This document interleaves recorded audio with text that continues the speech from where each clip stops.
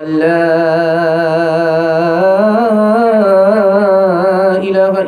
वहदहु ला शरीका लह व नशहदु अन्न सय्यदना व नबियना व हबीबना व शफीअना व सनदना व इमामना व मौलाना मुहम्मद का हमारा कोई इम्कान हो नहीं सकता। हमें एहसास जब तक खुद न होगा अपनी हालत का, हमारे हाल का कोई भी पुरसा हो नहीं। बी मीडिया यूट्यूब चैनल को जरूर सब्सक्राइब करें। 1964 में मीर कासिम हार गए। मीर कासिम के पास कितनी फौज थी? 50,000। अंग्रेज कितने थे? सिर्फ 7,000। 7,000 अंग्रेज से 50,000 मुसलमान हार गए। नजफ खान की गद्दारी की वजह से इस घर को आग लग गई, घर के चिराग से। 2 मरतबा टीपू सुल्तान ने अंग्रेज को शिकस्त दिया। तीसरी बार शहीद हो गए 1799 में, शिकस्त नहीं दे पाए। मीर सादिक की गद्दारी की वजह से इस घर को आग लग गई, घर के चिराग से। आप जामे मस्जिद दिल्ली देखने के लिए जाते हैं, जानते हैं उस मस्जिद का नाम क्या है? जामे मस्जिद बहुत मशहूर है, लेकिन नाम क्या है? उस मस्जिद का नाम था कुव्वतुल इस्लाम। आप कुतुब मीनार देखने के लिए जाते हैं, कुतुब मीनार की बुलंदी 238 फीट है। इतनी बड़ी बुलंदी किस लिए रखी गई थी? ताकि आज़ान की सदा से पूरी दिल्ली गूंज उठे। दिल्ली ही में एक हौज था, उसका नाम था हौज शमसी। सुल्तान शमसुद्दीन अल्तमश बादशाह ने बनाया था। जानते वो हौज जिससे वजू बनाया जाता था, वजू का पानी उसमें जमा होता था। वो हौज कितना बड़ा था? 276 बीघा में था।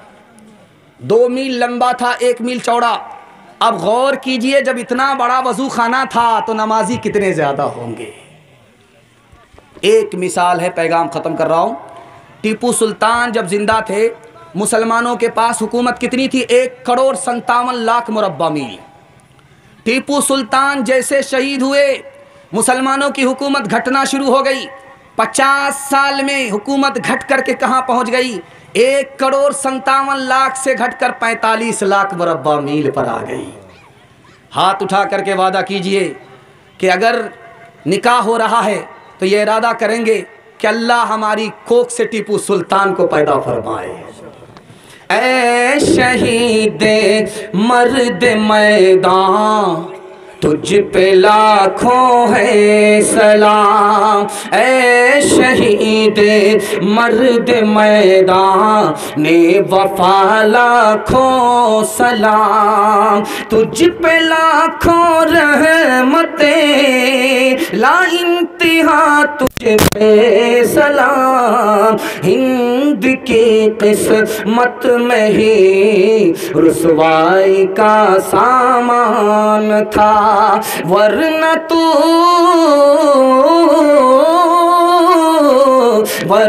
तू खुद अहद आज़ादी का एक उन्वान था। अपने हाथों खुद तुझे अहले वतन ने खो दिया। अपने हाथों खुद तुझे अहले वतन ने खो दिया। आह कैसा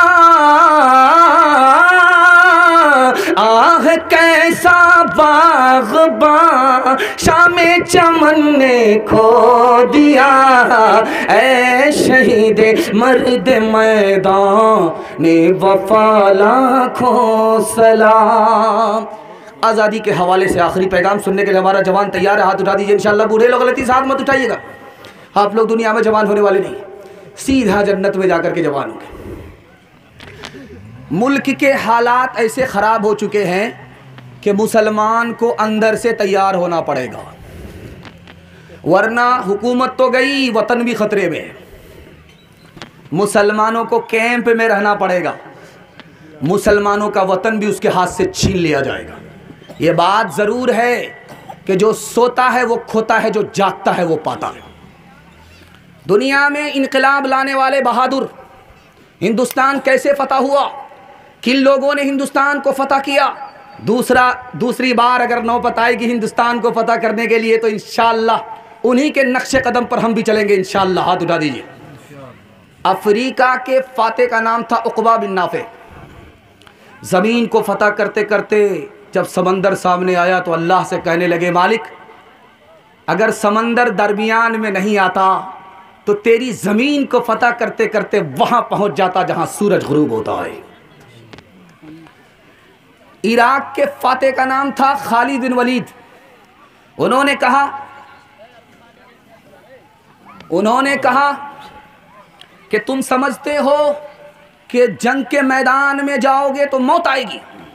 अरे वक्त से पहले कोई मरता नहीं है, और जब वक्त आती है तो मैदान जंग में भी ना रहो, अपने घर में भी रहो तो मरना पड़ेगा, ज़रूर पड़ेगा, जनाजा ज़रूर उठेगा।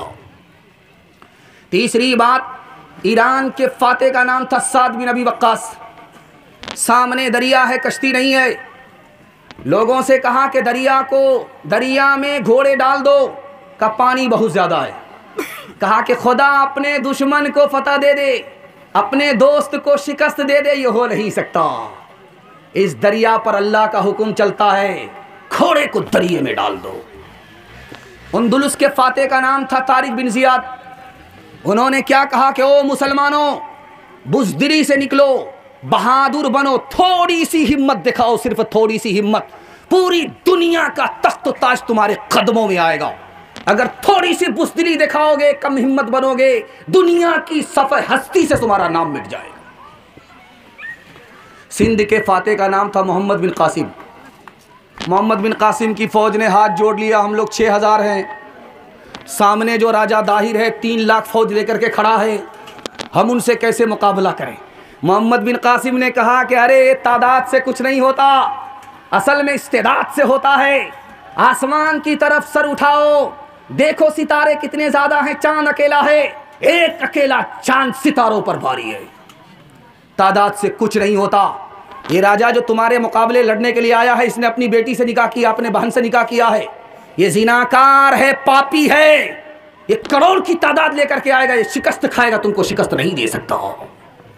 सरफरोशी की तमन्ना अब हमारे दिल में है, देखना है जोर कितना बाजुए कातिल में है। वक्त आने दे दिखा देंगे तुझे ऐ आसमां, हम अभी से क्यों बताएं क्या हमारे दिल में है। अब न अगले वलवले हैं और न अरमा की वो भीड़, अब न अगले वलवले हैं और न अरमा की वो भीड़, सिर्फ मिट जाने की एक हसरत दिले बिस्मिल में है, सिर्फ मिट जाने की एक हसरत दिले बिस्मिल में है। बहुत बहुत शुक्रिया दोस्तों, आपने फुल वॉच पूरा वीडियोस देखा और वीडियोस आपको पसंद आया होगा। पसंद आ जाए तो अपने दोस्तों में ज़रूर शेयर करें और लाइक करें, सब्सक्राइब करें और मेरी हौसला अफजाई फरमाएं। शुक्रिया, जज़ाकल्लाह। अल्लाह तबारक व तआला आपको दोनों जहान में कामयाबी अता फरमाए, शाद व आबाद रखे। फिर मिलते हैं नेक्स्ट वीडियोस में और एक अच्छी और शानदार वीडियोस आपके लिए लेकर हाजिर होऊंगा। तो इजाज़त दीजिए, फिर मिलते हैं दूसरी वीडियोस में। अस्सलामु अलैकुम व रहमतुल्लाहि व बरकातुहू।